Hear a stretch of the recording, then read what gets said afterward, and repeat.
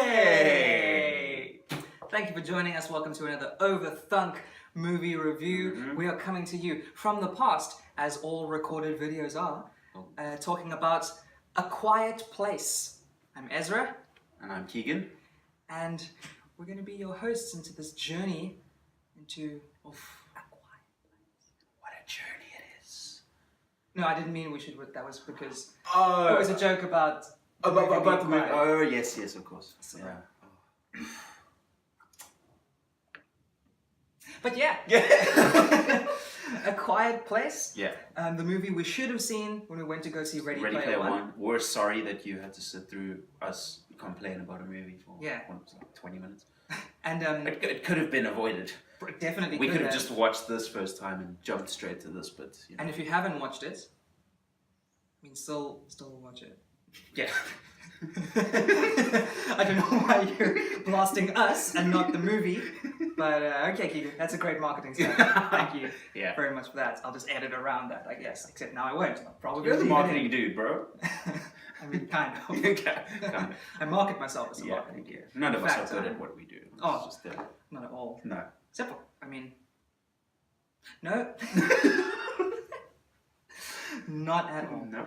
I've just realized I'm not wearing my glasses, so this is very much a blind review. Oh, okay. You can't see who you're talking to. Not at all. I hope this is Keegan.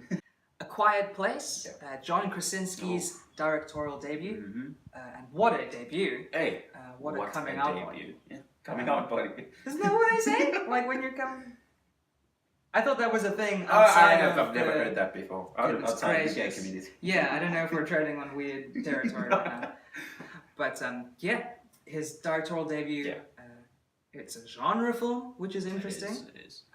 A horror genre, in case you were wondering. And also a very ambitious movie to take on as your first. Yeah, definitely. I mean, just off the back, I'm not someone that enjoys horror movies. I don't know about you. Oh, really? Okay. Yeah, it's not, I wouldn't put it in the type of category that I would go out of my way to see. You know?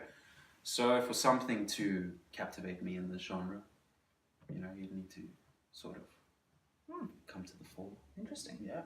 And something we seem to be getting more often. Yeah, that's true. Get Out last year, yeah. which we loved, obviously. Yeah, of course. I mean, I've done that thing again, where I claim that there are a whole bunch of them. Oh, there was that flick, It Follows as well? That's sort of... Is that really old? It's like 3 years old. I think as a first outing for a director, very well done. I think for the first movie he's done with his wife. Yeah, that's an interesting little... It's very good. Yeah. It stars John Krasinski and Emily Blunt. Yeah. They're the main characters. I never knew that they were married, actually, until last year. Yeah. I remember seeing them on a lip sync battle or something like that. Oh, wow. Yeah. Against each other? I think so. Yeah. Or something like that. But cute. I've seen interviews of them and they were very they're a very fun couple, it seems. Oh, yeah. I'd want to third wheel that, you know what I'm saying? But nothing really. Swinging parties aside. And I think that's an opinion that most people have, John Krasinski being such a fun guy. Yeah. Another reason why this took me by such surprise when I had found out about this movie. Yeah. I know John Krasinski, as most people do, from The Office. Yes. And he was great in that. Jim and Pam are goals in every way. And just, can you remember when you saw this trailer? Or did you see it a while ago or quite close? Probably about 3 months ago, 2-3 months. Because I saw it a while ago. Oh, did you see it? I put it on my watch list after seeing one. Okay. You know, the recommended. Whenever you watch a trailer, you can't watch one trailer on YouTube. You end up watching 6-7 trailers. Oh yeah. You get sucked into the hole. Happens, Either it's interesting premise. Oh, I love that actor. Boobs. You're gonna click on a trailer. Or it's all of the above. Yeah. Or absolutely all of them. Yeah. In the thumbnail. There's going to be boobs in this thumbnail. Just on you. It's just photoshopped on. I've always loved John Krasinski as a comedic actor. He's contributed writing towards The Office. He's directed a few episodes of The Office. Oh, I didn't know that. Yeah. Makes sense though. Makes a lot Yeah, of sense, and now, especially in retrospect. in retrospect, yeah, definitely. Obviously. And I think it's always interesting to see these comedic actors who you've thought of all your life as a comedic actor, and to see them then make that transition into a dramatic actor. It's quite a trend right now. Yeah. I mean, you're seeing people like Bill Hader do it as well in his new show, Barry. You've seen people like Steve Carell make the transition as well. Exactly. Yeah. Can't forget Chris Pratt. Chris Pratt, yes, Yeah. of course. Yeah. And funny story, good segue. Chris Pratt actually did an Instagram video coming out of A Quiet Place, just completely raving about the movie, saying for real? everyone should see it. Okay.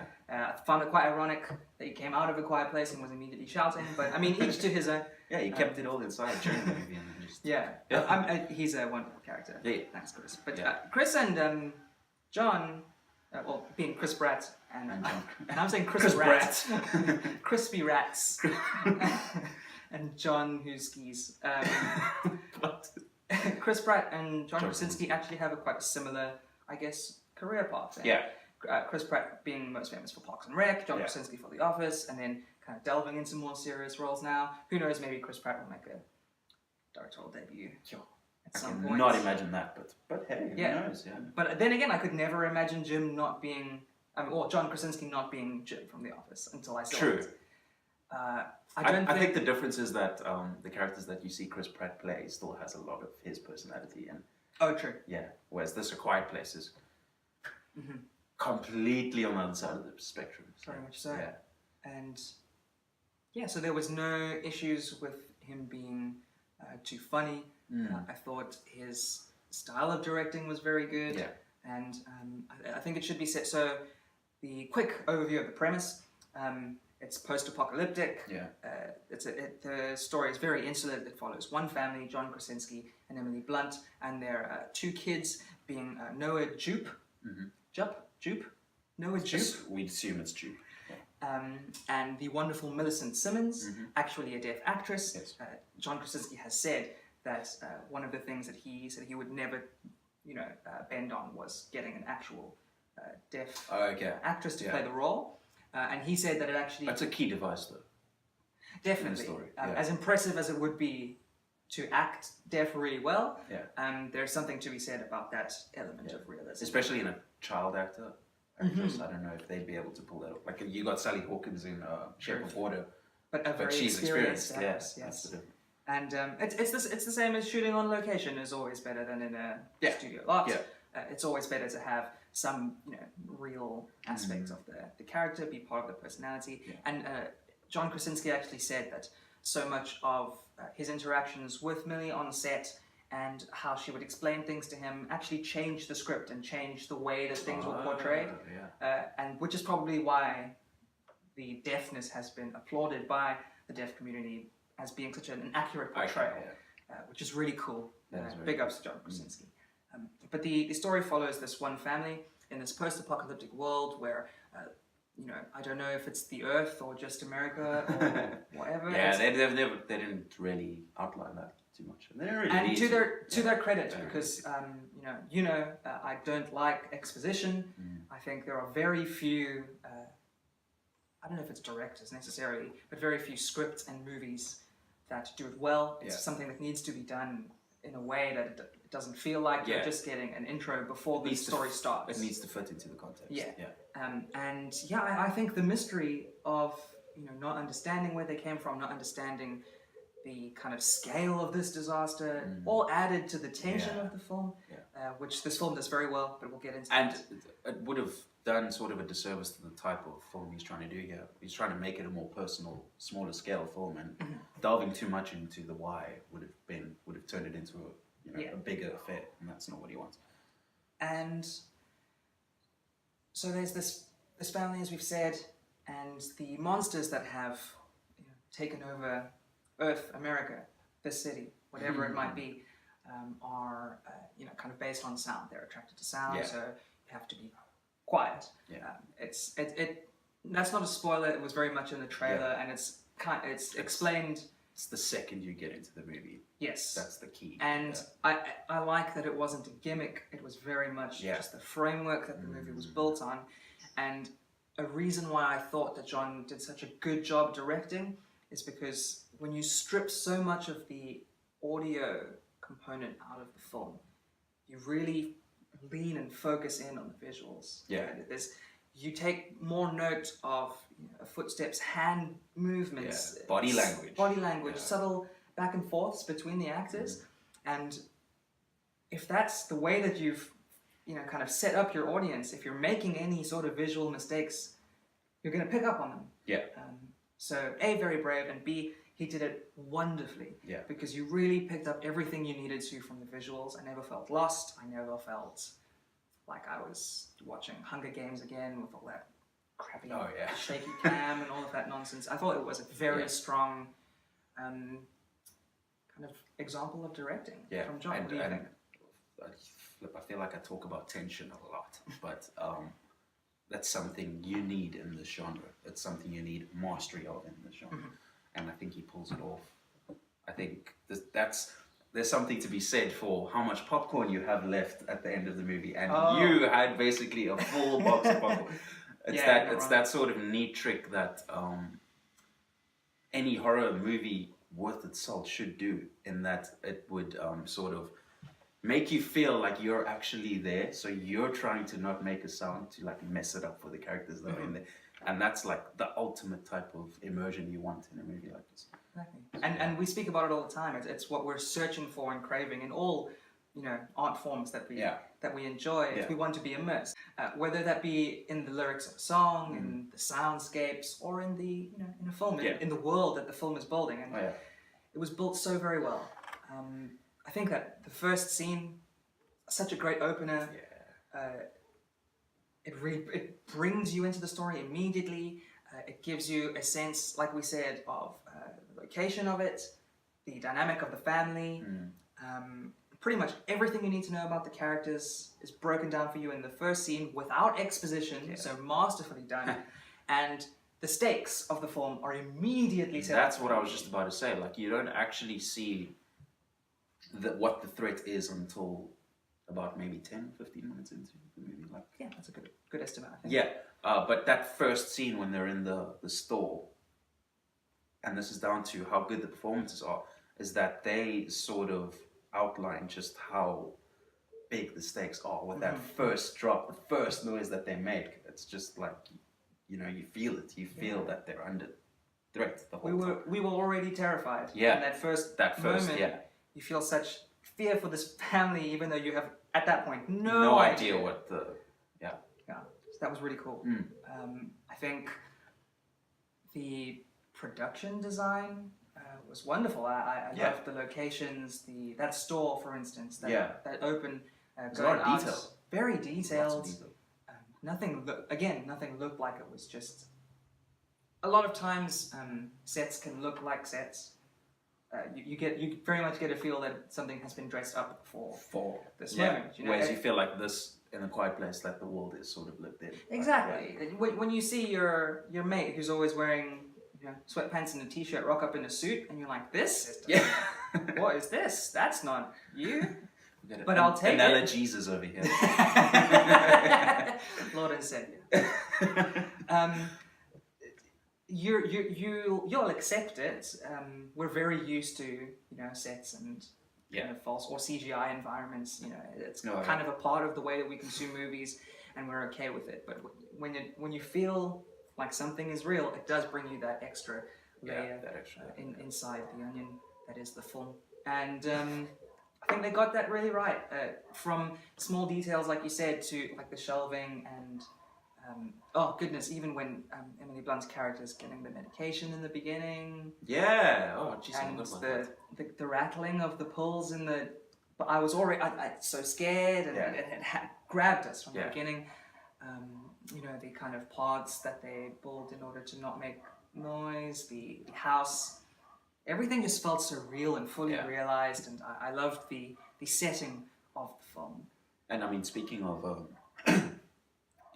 just that sort of setting that immerses you, I think part of that as well, a big part of that is the performances. I mean, that's something that you will not... I know there's only 4 key performances in this movie, but each of them are absolutely pitch perfect. Like, I saw it a bit late. I saw it a bit late. That wasn't intentional. I wish it was. And I mean, Emily Blunt, I'm a big fan of Emily Blunt, Mhm, and she you are. brings it here. The actors have very little dialogue to speak of. They do get around that in interesting ways. Just no, I did it again. Dialogue to speak of. If you stop trying to make jokes, you become I'd hilarious. be the best. Oh my gosh. Yeah, an interesting thing for me was how they get around the fact that there is no dialogue.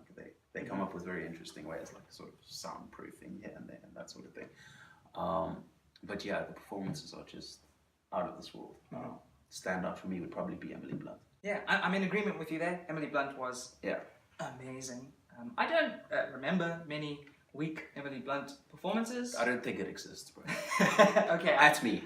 not quite as much of a stan for Emily Blunt as you are, but No, to be fair, I haven't like seen her whole catalogue, but I mean, Yeah. I've never seen a bad performance. true.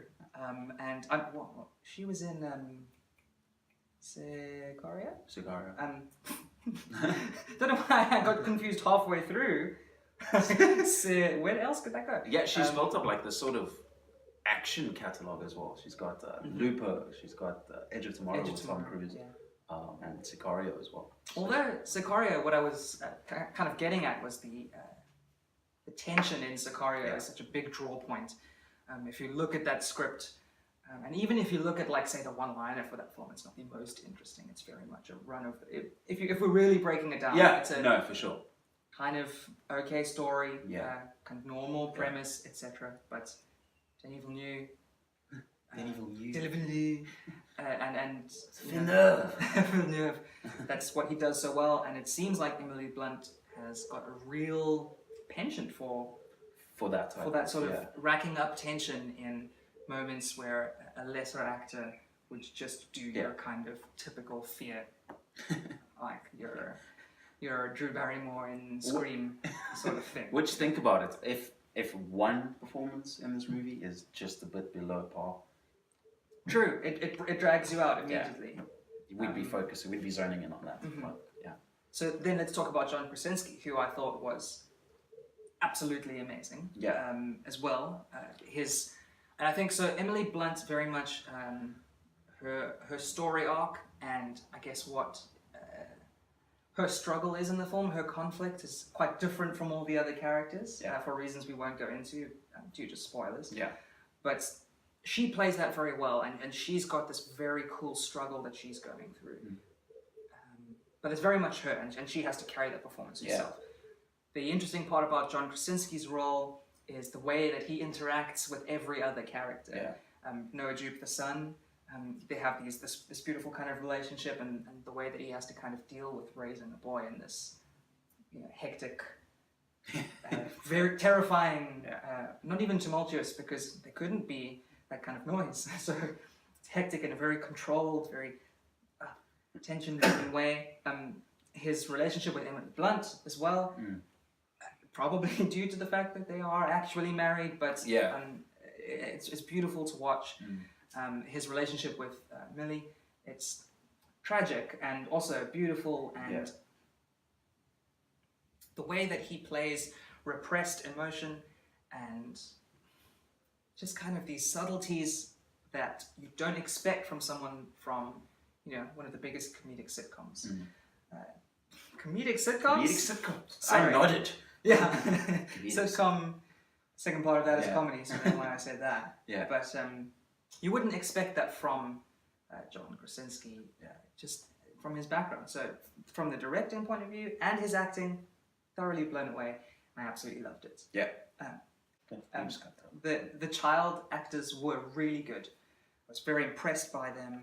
Again, the depth of emotion and their range was, I was very impressed by. Having said that, I thought that Noah Jupe's character was really good until he started speaking. His dialogue was a bit meh. And I don't know... It doesn't stick out to me. Sure, I think one of the reasons why it sticks out is because he has probably like 5 lines. And if you've only got the 5 lines, you're suddenly under a whole bunch of pressure to deliver. And to be fair though, isn't acting with just your body even harder? Sure, and then this is what I'm saying, is that I was thoroughly impressed by the performance that he was doing before, not to get into the story too much, before there are moments when things can be said and stuff Yeah. like that. And yeah, that was my only negative, I think, on the acting. But I did thoroughly enjoy his performance, like I said, his interactions, especially with the Millicent, who plays his sister as well. Yeah. They had a really good chemistry as well as siblings. So I loved that. I thought her performance was fairly flawless. Yeah.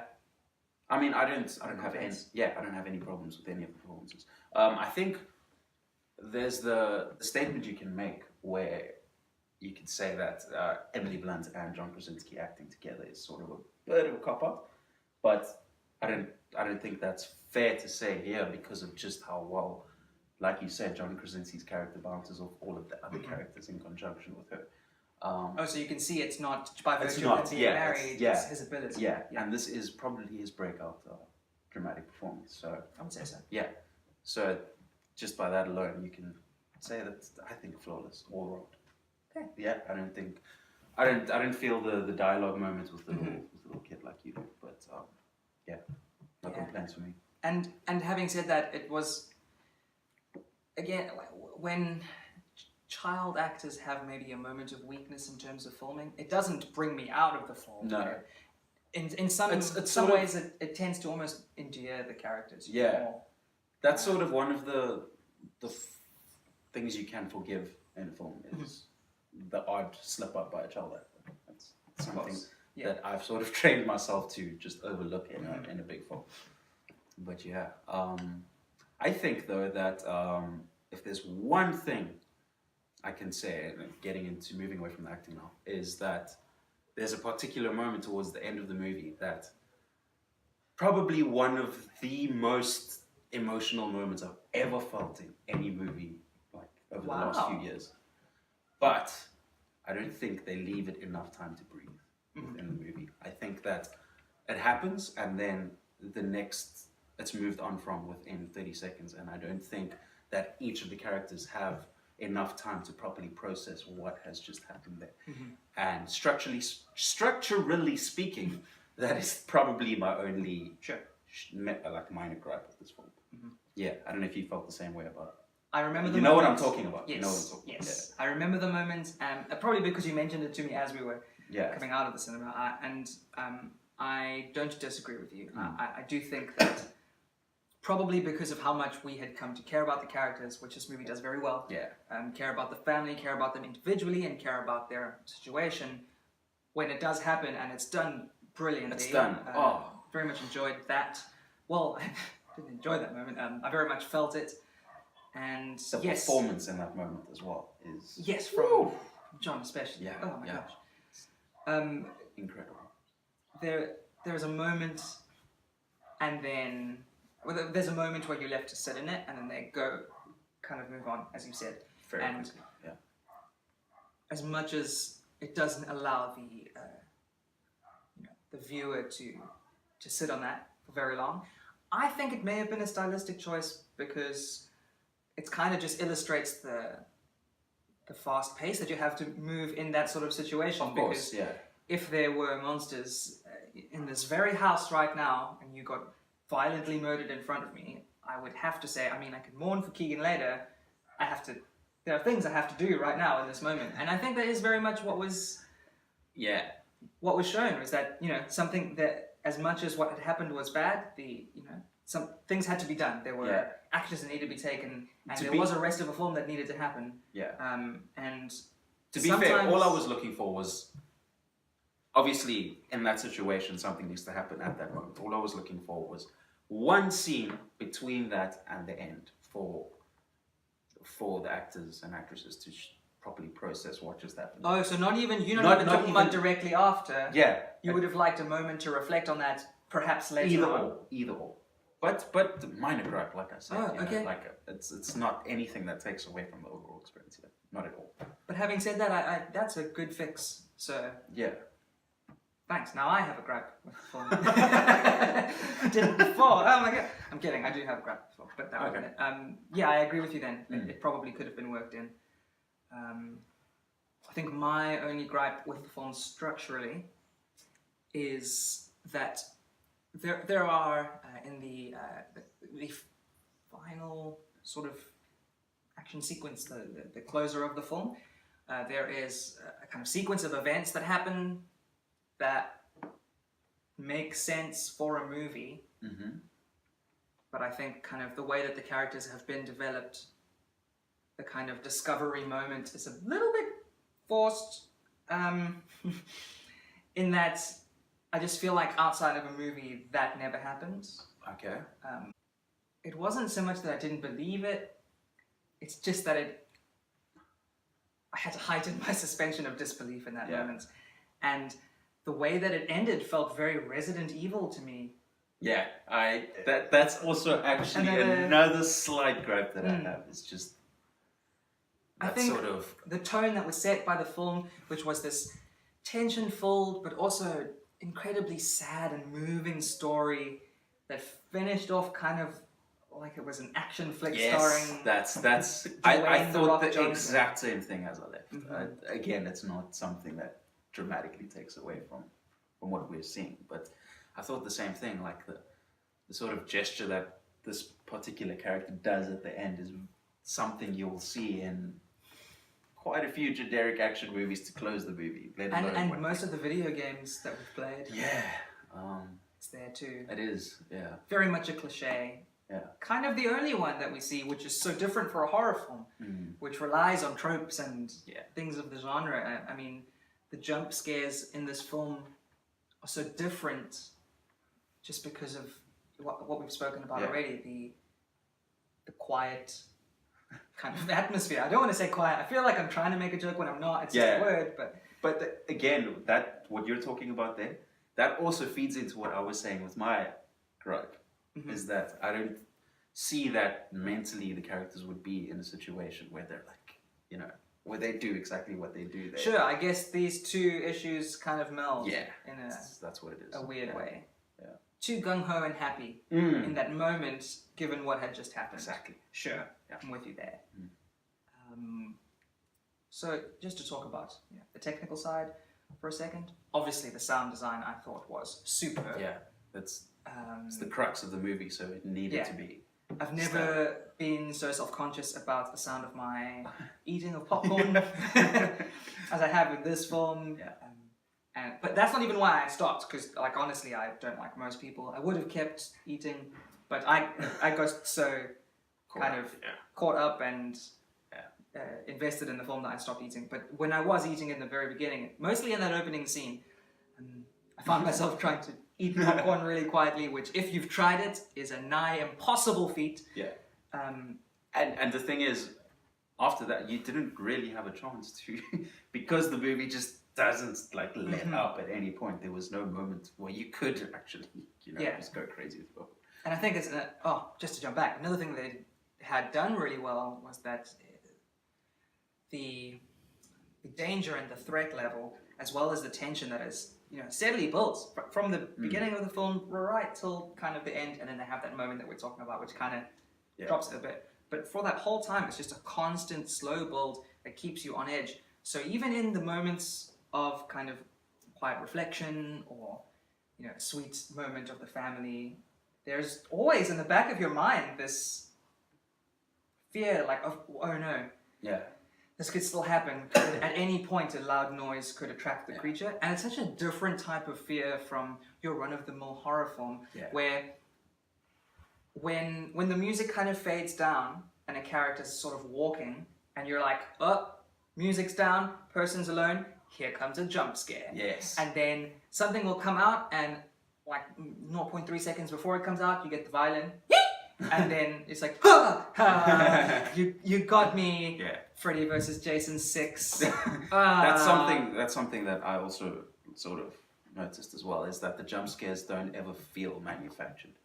Exactly. And most horror movies have the tendency to do that, like you said. I think you were going to say that's due to the sound level that's sort of maintained throughout.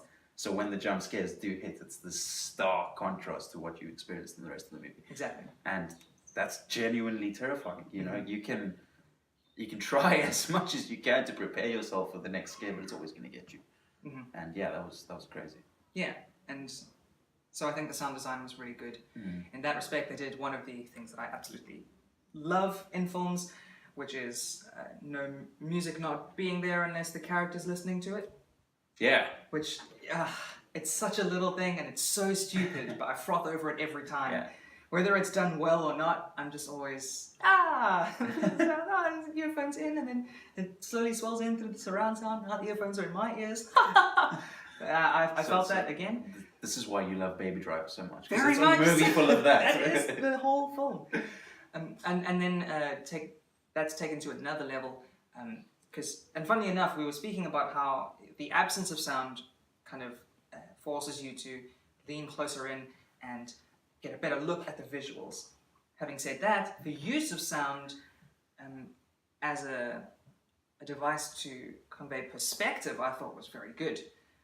Being that any time a character is the focus of the shot, you hear what they hear. Yeah, they did that particularly well, obviously, with Millicent. Which plays really well with Millicent being deaf, which plays really well with...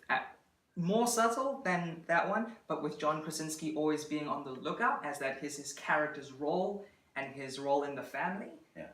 There are a lot of moments when, like we said, they're not jump scares because you're just scared of them because of the way that the film is framed, but there'll be a moment where the family needs to move into this, we need to go from family to well-oiled machine now, otherwise we die.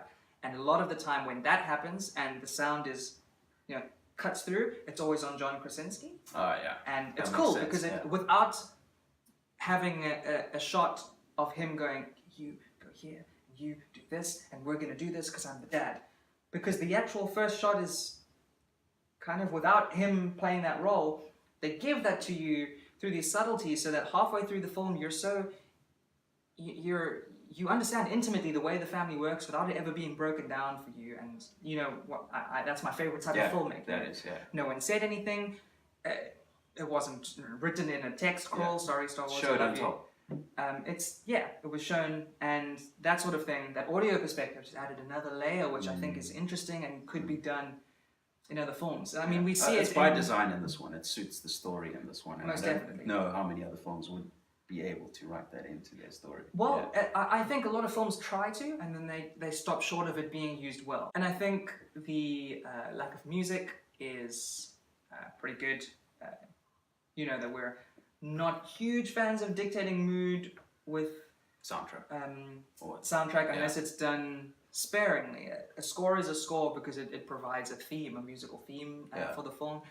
And throwing in too many songs has a tendency to make a film feel like, kind of a radio playlist, which isn't great. And there's one song to speak of in this one. Okay. Mm-hmm. And again, it's done so well in context that it didn't bring me out of it. Yeah, it's a great moment in the film. Cinematography-wise, I had no gripes. I didn't have any problems with it cinematography-wise. The lighting, especially in the darker scenes, I thought was done very well. I was never lost, but I did feel the darkness and the characters'